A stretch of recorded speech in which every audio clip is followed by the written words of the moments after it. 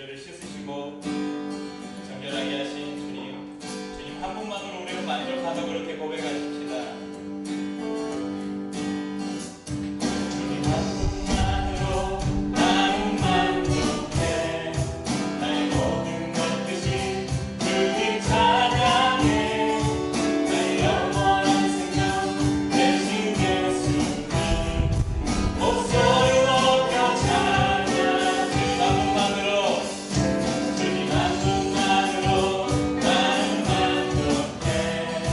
날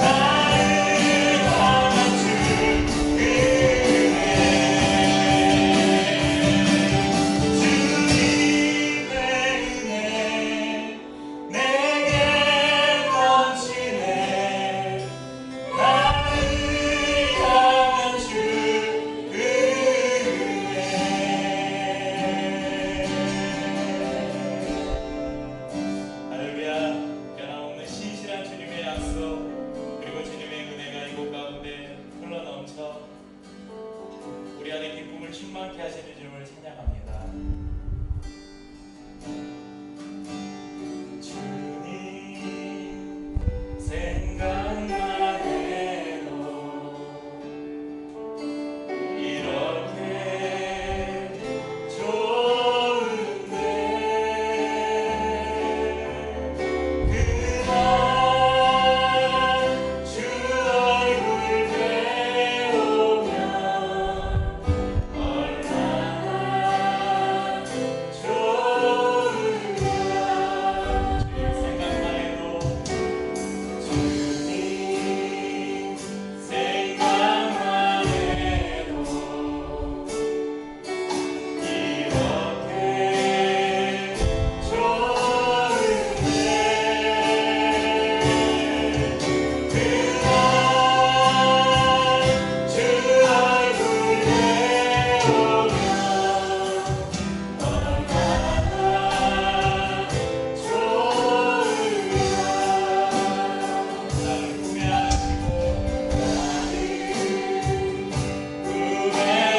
구매하시고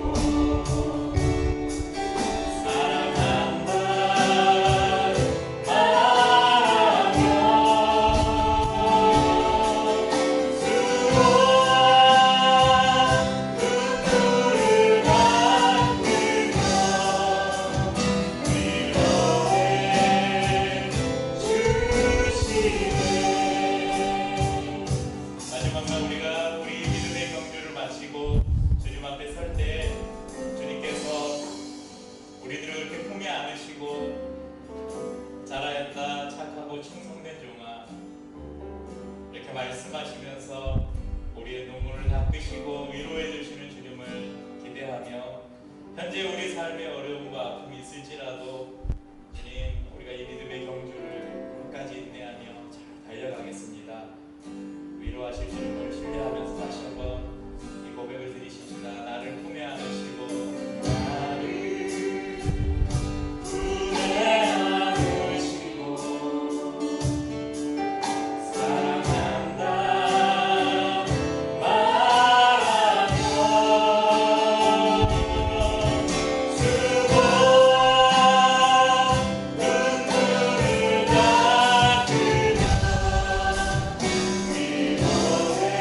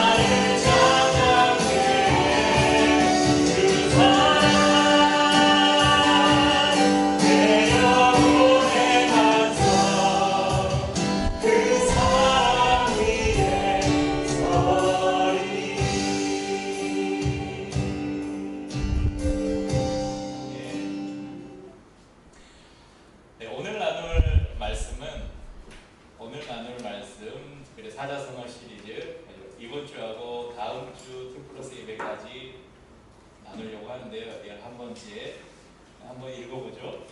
용두삼이 한자를 굳이 풀이하지 않아도 잘 아실 겁니다. 용머리, 뱀꼬리. 그래서 어떤 일이 크게 시작했다가 마지막이 흐지부지 될 때, 아니면 어떤 사람이 굉장히 훌륭하게 이렇게 인정받다가 마지막이 초라해질 때, 이럴 때 쓰는 표현이죠. 이 유래를 찾아보니까요, 중국의 진존숙이라는 스님이 다른 스님과 이제 이야기를 통해서 상대방의 그 도를 이렇게 알아보는데, 어떤 스님하고 이야기하는 중에 진존숙이 이런 이야기를 하니까 거기서 막 소리를 지르면서 이분의 도가 상당한가 보다. 그래서 또 다른 이야기를 꺼냈더니 또 대답을 안 하고 그냥 소리만 버럭 지르길래 이 진존숙이라는 스님이 속으로 생각하기를 이 사람이 도가 상당한 줄 알았더니 훌륭한 스님인지 알았더니 보니까 별 볼 일 없는 사람이네. 용머리같이 훌륭한 사람인지 알았더니 알고 보니 뱀꼬리네. 이래서 용두삼이라는 말이 처음 사용이 됐다고 합니다. 오늘 두 인물을 한번 살펴볼 건데요. 첫째 인물은 이스라엘의 최초의 왕입니다. 원래 이스라엘은 왕이 없었잖아요. 근데 이스라엘 백성들이 이방 나라들을 보고 우리들도 왕을 세워주십시오. 그래서 하나님께서 이스라엘의 최초의 왕을 허락하십니다. 그 왕이 누구죠? 사울 왕을 세웠습니다. 사무엘상 9장 2절에 보니까요, 이 사울을 이렇게 표현하고 있습니다. 기스가 아버지예요. 기스에게 아들이 있으니 그의 이름은 사울이요 준수한 소년이라. 이스라엘 자손 중에 그보다 더 준수한 자가 없고 키는 모든 백성보다 어깨 위만큼 더 컸더라. 사무엘상 10장 22절 23절을 보니까요, 이렇게 나옵니다. 그들이 달려가서 거기서 그를 데려오매, 그가 지금 사무엘입니다. 그가 백성 중에 서니 다른 사람보다 어깨 위만큼 컸더라. 사무엘이 모든 백성에게 이르되 너희는 여호와께서 택하신 자를 모르냐? 모든 백성 중에 짝할 리가 없느니라 하니 모든 백성이 왕의 만세를 외쳐 부르니라. 이제 사무엘이 이렇게 제비 뽑아서 왕을 세우는 장면인데, 그 기스의 집안이 뽑히고 마지막에 사울이 뽑혔는데 사울이 집작 속에 숨어 있었어요. 훌륭했던 인물 같은데 부끄러움이 많았는지 겸손했는지 모르겠지만, 근데 이제 그를 찾아내서 왕으로 세울 때에 사람들이 딱 보니까 너무 정말 요즘 같으면 그냥 요즘에 그 아이돌처럼 막 근육질에다가 키도 크고 진짜 잘생긴 아주 준수한 청년이었던 것이죠. 그래서 누가 봐도 어느 백성이 봐도 저 사울은 우리의 왕이 될 만하다. 그래서 왕의 만세를 외쳐 불렀다. 이렇게 기록하고 있습니다. 그런데 여러분, 사울의 마지막이 어땠는지 아세요? 사울은 계속적으로 하나님께 불순종해요. 제사장의 자기의 그 권한을 넘어서서 제사장의 권한까지 월권해서 자기가 번제를 드리기도 하고, 또 하나님께서 기름 부어 세웠던 다윗을, 같이 자기의 사위였던 다윗을 죽이려고 하고, 또 전쟁에서 하나님을 의지하기보다 사람의 힘을 의지하고 또 그 신접한 자를 찾아가고 이런 모습들을 보입니다. 그리고 하나님의 결국은 하나님이 그를 버리시고 하나님의 영이 떠나는데 그래도 돌이키지 않아요. 그리고 비참한 최후를 맞습니다. 사무엘상 31장 2절에서 6절을 보면 사울의 최후가 나오는데요.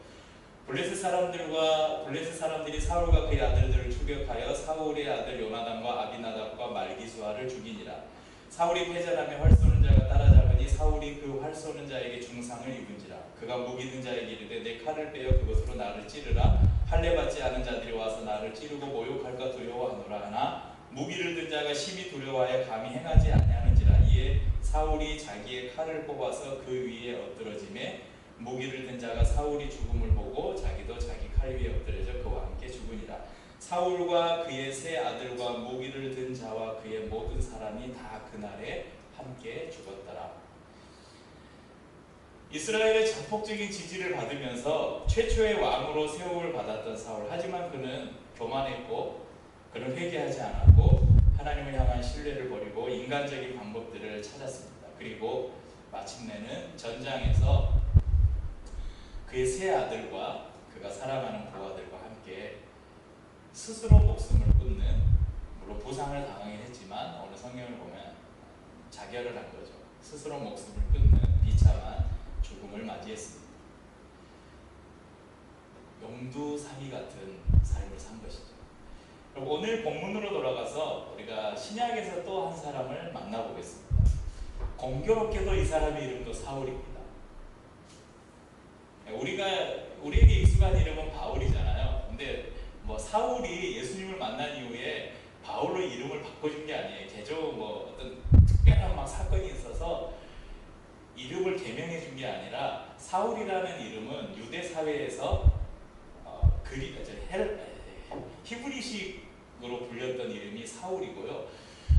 사울의 이름이 바울로 등장한 그 장면이 어디냐면, 이방 선교를 하기 위해서 그 사도행전에 이방 선교를 할 때 헬라어가 사용되는 문화권이 그리스 문화권에서 복음을 전할 때 히브리식 이름인 사울보다 헬라식 표현인 바울이라는 이름을 바울이 많이 사용을 했어요. 그래서 우리에게는 바울이라는 이름이 익숙하지만 사울이나 바울이나 똑같은 이름이라는 것이죠. 사도행전 22장 3절에 보면 사도 바울이 스스로를 변론하면서 자기가 어떤 사람인지를 이렇게 이야기합니다. 나는 유대인으로 길리기아 다소에서 났고 이 성에서 자라 가말리엘의 문화에서 우리 조상들의 율법의 엄한 교훈을 받았고 오늘 너희 모든 사람처럼 하나님께 대하여 열심히 있는 자라. 다른 곳에서는 이 바울을 베냐민 지파라고 소개합니다. 그러니까 그는 정통 유대인이었고요. 정통 유대인에서 그 혈통이 섞이지 않은 두 지파가 있잖아요. 유다 지파와 베냐민 지파. 그 중에 사울은 베냐민 지파였고요. 당시에 가말리엘이라는 당대의 가장 뛰어난 선생님, 가장 뛰어난 스승에게서 한마디로 사사를 받은 거예요. 그리고 율법의 엄한 교육을 받았고 모든 사람들처럼 바울을 핍박하려는 그 유대인 열심당원들처럼 나도 율법에 있어서 하나님을 향한 그 열심에 있어서 너희들 못지않다. 여러분, 이 스스로 자신을 소개하는 이 장면에서 바울이 얼마나 당시에 그 유대 사회에서 영향력이 있었던 인물인지를 우리가 짐작해 볼 수 있습니다. 그런 바울의 인생에 결정적인 사건이 찾아오죠. 사도행전 9장 1절 5절에 보면 다메섹으로 가서 이 예수 믿는 사람들을 잡아오려고 했던 바울이 예수님을 만납니다. 예수님이 그에게 나타나서 사울이 길을 가다가 다메섹에 가까이 이르더니 호련히 하늘로부터 빛이 그에게 둘러비치는지라 땅에 엎드려져 들으며 소리가 있으리시되 사울아 사울아 내가 어찌하여 나를 박해하느냐 하시거늘 대답하되 주여 누구시니까? 이르시되 나는 내가 박해하는 예수라. 다메섹으로 가는 길에서 예수님을 만난 이 바울, 이 사울, 예수를 박해하던 이 사울이 예수님의 부름을 받고 예수님의 사도가 됩니다. 그리고 남은 일생을 복음을 위해서 살아갑니다. 오늘 기록된 이 말씀이 디모데후서는 우리가 옥중서신이라고 부르는 성경 가운데 하나입니다. 사도 바울이 자신의 생애 가장 마지막에 로마의 감옥에 갇혀서 교회들과 여러 곳에 보냈던 편지 중에 하나인데, 특별히 자기의 아들 같은 제자인 디모데에게 두 통의 편지를 쓰는데 이것이 두 번째 편지입니다. 그래서 굉장히 분위기 자체가 엄숙해요. 마치 유언장과 같은 편지를 지금 쓰고 있는 것입니다. 이 사도 바울은 아마 로마 감옥에서 갇혀 있으면서 이 디모데후서를 쓸 때쯤에 내가 곧 이제 죽을 것이라는 걸 직감했던 것 같아요. 그래서 자신의 마지막을 직감한 바울이 디모데에게 편지를 쓰면서 4장 6절에 보면요 이렇게 표현하고 있죠. 전제와 같이 내가 벌써 부어지고 나의 떠날 시각이 가까웠도다. 이 전제라는 말은 구약 제사의 여러 제사 중에 하나인데요. 이 드링크 오퍼링이라는, 그러니까 포도주를 부어서 번제 있잖아요. 짐승을 잡아서 불에 태우는 그 번제 위에다가 붓기도 하고 곡식으로 드리는 제사 위에다가 붓기도 하고 포도주를 부어서 드리는 제사를 전제라고 이야기합니다. 사도 바울이 전제와 같이 내가 벌써 부어졌다. 그러니까 하나님께 완전히 자신이 드려졌다. 그리고 나의 떠날 시각이 가까웠다. 이렇게 이야기합니다. 빌립보서 2장 17절에도 보면 이런 표현을 해요. 사도 바울이 만일 너희 믿음의 재물과 섬김 위에 내가 나를 전제로 드릴지라도 나는 기뻐하고 너희 무리와 함께 기뻐하리니. 그러니까 바울은 구약의 제사 중에 하나인 이 전제를 비유로 들면서 성도들의 믿음의 재물과 섬김 위에 자신을 전제의 재물처럼 바쳐진다 할지라도 기쁘고 기쁘다 이렇게 고백합니다. 그리고 오늘 본문에서 다시 한번 그 고백을 하고 있는 거예요. 그리고 이어서 7절 8절에서는 뭐라고 이야기합니까? 우리 오늘 본문 4장 7절 8절 같이 한번 읽어보죠. 나는 선한 싸움을 싸우고 나의 달려갈 길을 마치고 믿음을 지켰으니 이제 후로는 나를 위하여 의의 면류관이 예비되었으므로 주 곧 의로우신 재판장이 그날에 내게 주실 것이며 내게만 아니라 주의 나타나심을 사모하는 모든 자에게도니라. 이제 어제 아시안 게임이 시작됐잖아요. 아마 올해도 어김없이 아시안 게임의 제일 마지막에는 어떤 경기를 합니까? 야구예요? 마라톤 하지 않나요?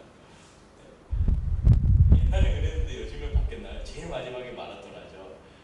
그 폐회식장에 제일 마지막에 마라톤 경기가 하면서 폐회식 전에 마라톤 그 결승점이 딱 주경기 그 폐회식을 하는 곳으로 들어오죠. 마치 오늘 이 본문을 보면 사도 바울이 긴 마라톤 경주를 마치고 결승선에 딱 도달해서 상을 받는 그런 장면을 연상할 수가 있습니다. 그런데 이 경기의 특징은 원래 1등에게만 예전에는 월계수관을 씌워줬잖아요, 마라톤. 그런데 오늘 이 말씀을 보니까 이 경기는 1등에게만 상을 주는 경기가 아니라 포기하지 않고 완주한 모든 사람에게 상을 주는 그런 경기인 것 같아요. 바울은 자신에게 주어진 믿음의 싸움을 싸우고 주님이 주신 사명을 위해서 자신의 생명을 조금도 아끼지 않았으며 생명의 복음을 전하고 지키는 일을 마치고 이제 자신에게 주실 주님의 상급을 확신하면서 성도들을 격려하고 있습니다. 자기에게 예비된 이 면류관은 나에게만 주신 것이 아니다. 동일하게 믿음을 지키고 주님과 함께 믿음의 경주를 경주하고 마지막에 그 결승선을 통과한 모든 사람에게 주님께서 주시는 것이다. 이렇게 사도 바울이 이야기하고 있습니다. 같은 이름을 가졌고 왕으로서 화려하게 시작했던 사울왕, 또 사도로서 굉장히 좋은 스펙을 가지고 그것도 예수님을 직접 만나서 사도로 임명받아서 멋지게 사역을 시작했던 사도 바울. 시작은 어쩌면 둘 다 화려했어요. 그런데 사울왕은 마지막에 비참한 자기 인생의 말로를 맞습니다. 하지만 사도 바울은 자신의 모든 경주를 마치고 주님이 주실 상급을 기대하면서 순교의 제물로 주님 앞에 드려졌습니다. 한국교회에 존경받는 목사님이 한 분 계셨어요.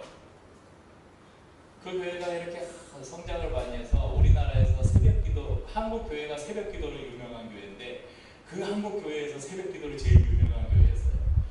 정교인 특별 새벽기도 이런 거 하면 새벽기도회가 여러분 1부부터 8부까지라면 상상이 가세요? 새벽 4시부터 4시, 5시, 6시, 7시, 8시, 9시, 10시까지가 새벽 예배가 있었던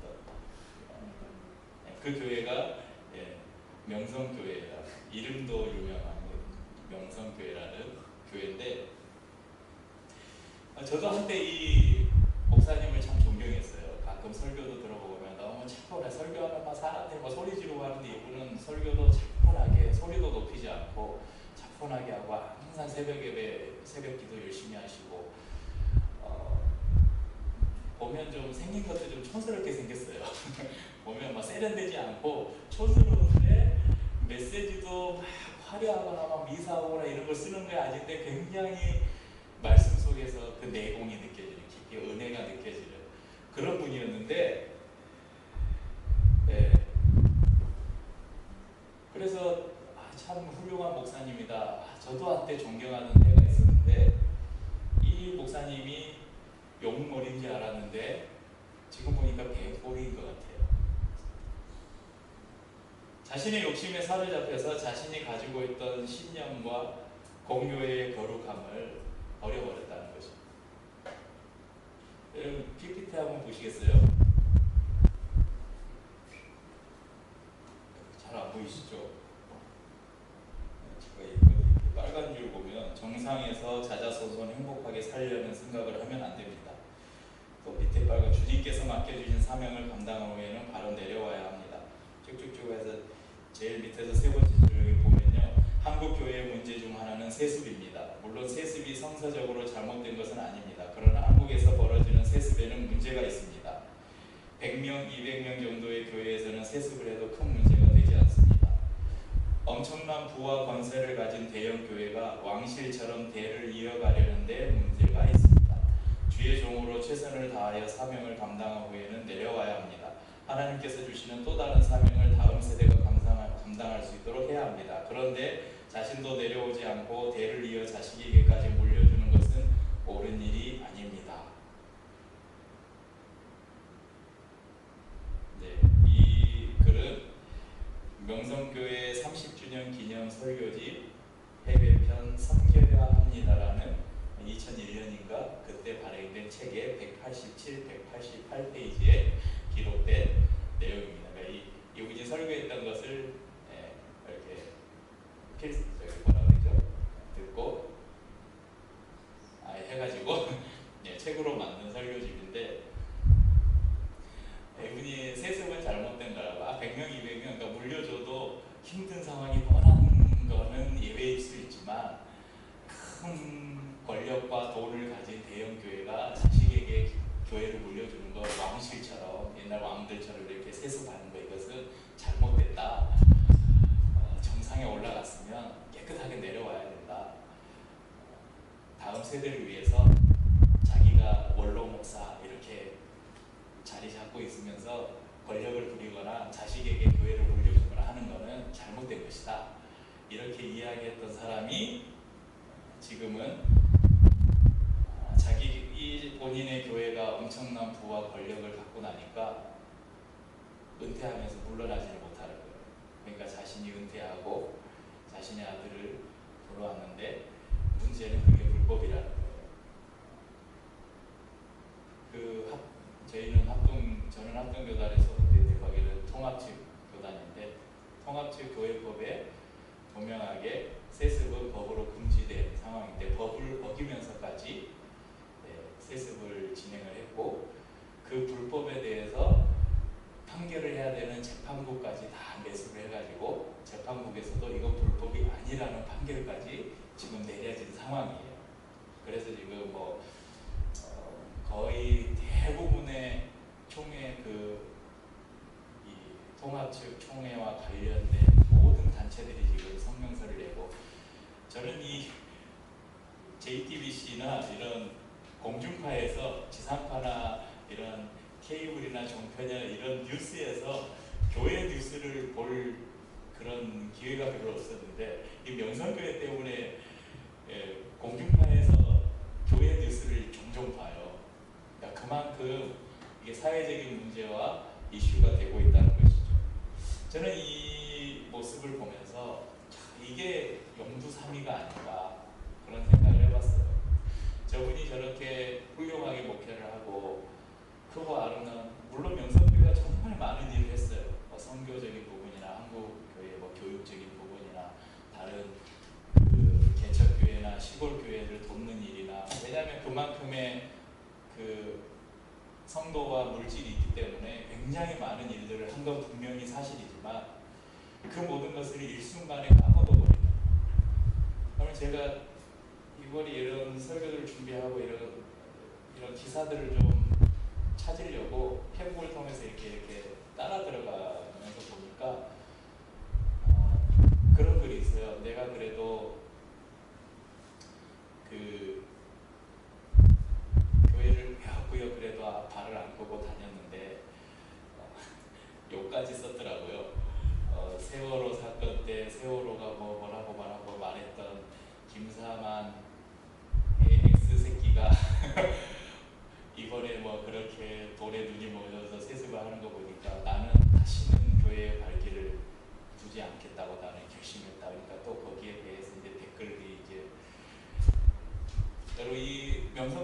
상관 때문에 교회를 떠난 사람이 우리가 생각하는 것보다 아주 많아요.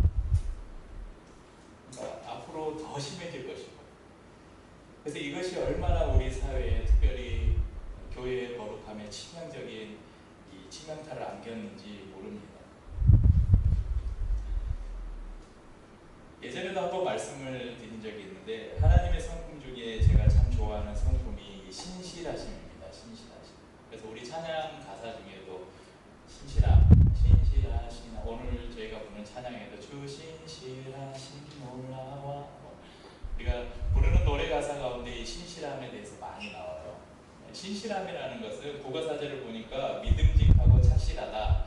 그런데 여기에 저는 한 가지를 더한다면 변함이 없다, 이렇게 첨가를 하고 싶어요. 처음과 끝이 같은 사람, 어떤 사람과 관계를 맺었는데 이 사람과의 관계가 처음부터 끝까지 같이 가는 사람, 그런 사람을 신실하다고 이야기합니다. 그래서 하나님은 처음과 나중이 동일하신 분, 시작과 끝이 동일하신 분, 어제나 오늘 영원토록 변함이 없으신 분, 그래서 우리가 하나님을 신실하신 하나님이라고 이야기합니다. 비록 용의 머리가 아닐지라도 우리의 삶이 뱀 머리라고 할지라도 끝까지 신실했으면 좋겠어요. 변함이 없었으면 좋겠어요. 우리의 삶도 우리의 교회도 시작이 그리 화려하진 않았지만 시간이 가도 변함없는 삶이길, 그리고 교회이기를 소원합니다. 처음 주신 마음과 믿음을 붙들고 삶의 마지막 순간까지 믿음을 지키고 인내의 경주를 마치는 저와 우리 성도님들의 삶, 그리고 우리 기류의 교회가 되기를 간절히 소원하고 그렇게 살아가시기를 주님의 이름으로 축복합니다. 찬양하고 제 성찬을 나누겠습니다. 주님을 사랑한 기쁨을